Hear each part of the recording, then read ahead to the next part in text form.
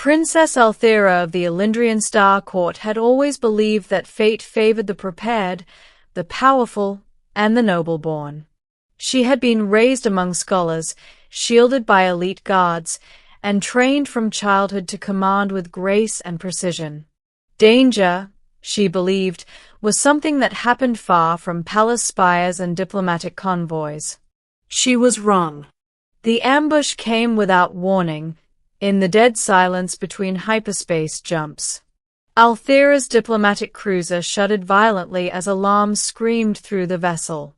The escort frigates vanished from sensors one by one, their signatures blinking out in bursts of energy. The view screen filled with the cruel, angular shapes of Marak reavers, pirates infamous for enslaving entire colonies and vanishing before retaliation could arrive. "Shields failing," a voice cried out. Althera gripped the armrest of her command chair as the ship lurched again. She had trained for negotiations, not annihilation. The captain turned to her, fear barely concealed. "Princess, we must abandon ship." Before she could respond, the bridge erupted in smoke and fire. The last thing Althera remembered was being thrown from her seat as the world dissolved into darkness. She awoke to pain and cold. Not the polished chill of Elendrian crystal halls, but raw, biting air that clawed at her lungs. Her vision swam as she tried to move, only to gasp sharply when agony flared through her side. "You're awake. Don't move."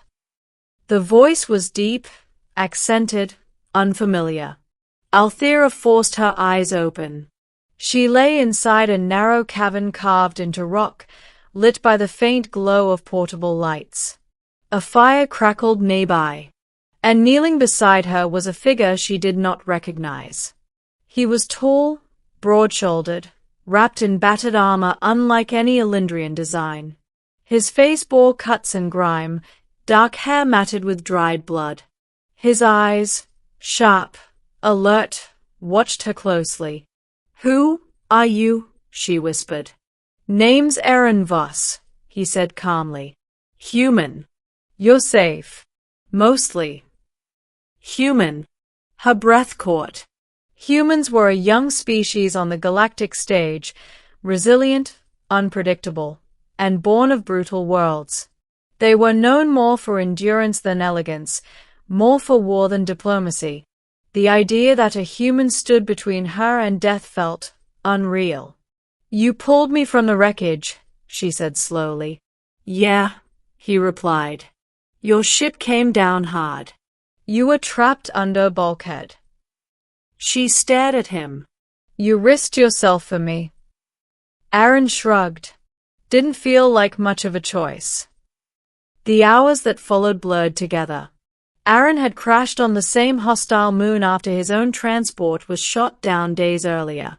Alone, injured, and cut off from extraction, he had been surviving on minimal rations while avoiding Marak patrols.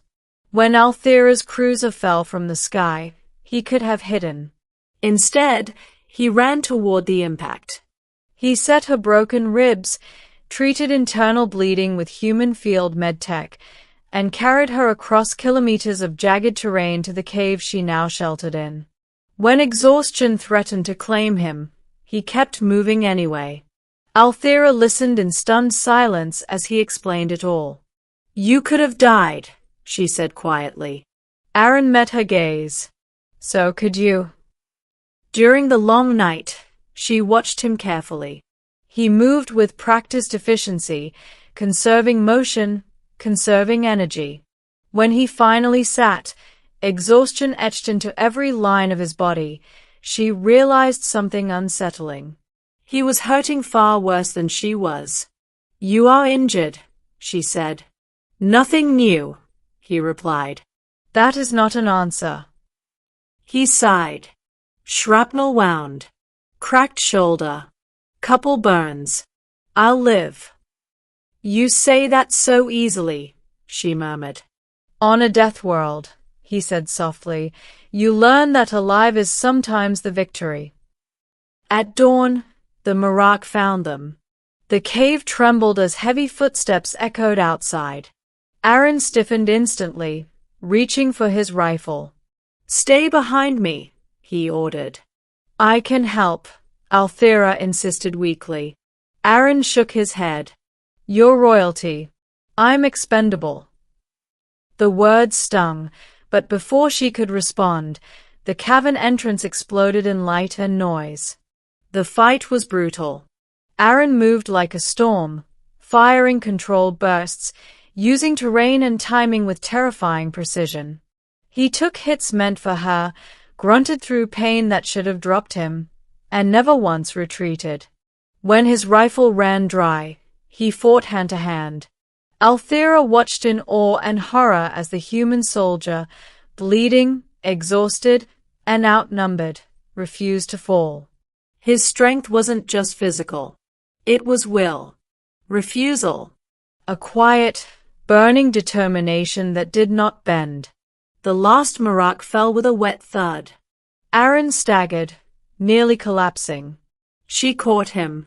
For the first time in her life, Princess Althea supported someone else's weight. Rescue arrived hours later. Elendrian and allied ships descended on the moon, drawn by Aaron's emergency beacon, activated only after the fighting ended. Medics swarmed the cave, lifting Althea onto a grave stretcher. As they prepared to move Aaron, one of the Elendrian officers hesitated. A human," he said uncertainly. "Yes," Althea said firmly. "And he saved my life." The officer bowed at once. Back aboard the flagship, Althea received treatment in pristine medical chambers. Yet her thoughts never strayed far from the human soldier in the adjacent ward. When she was finally able to walk, she went to see him. Aaron lay in recovery, surrounded by unfamiliar alien tech, looking deeply uncomfortable. "You should be resting," he said when he saw her. "So should you," she replied. She stood at his bedside, regal even in simple garments. "I owe you my life," she said. "A debt my people do not take lightly." Aaron shifted. "I didn't do it for reward." "I know," she said softly. "That is what makes it remarkable." She lowered herself into a chair, studying him. "I was taught that humans were dangerous," she admitted. "Unrefined. Too violent to trust." He smiled faintly. "Some of us are." "And yet," she continued, "when my world fell apart, it was a human who carried me from the fire." Her voice wavered despite her control. "You amaze me." The return to Elendria shook the court. News spread quickly. The princess had been saved by a lone human soldier. Whispers turned to debates. Debates turned to fascination. Althea addressed the Star Court herself. "Judge him not by his species," she declared, standing tall before the assembled nobles. "Judge him by his actions." She summoned Aaron to the capital weeks later, once he was fully healed. When he entered the Crystal Hall, wearing a simple uniform, he froze at the sight of thousands of eyes upon him. Althea descended the steps of the throne and stood before him. "Kneel," she said.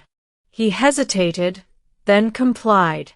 "Rise," she continued, smiling softly. "Not as a subject, but as my honored protector." Gasps echoed through the hall. She turned to the court. "Let history record this truth," she said. "The one who saved me was human. And because of him, my people will never look at humanity the same way again." Aaron met her gaze, stunned. And in that moment, Princess Althea stood in amazement, not just at the man who had saved her life, but at how profoundly he had changed her world.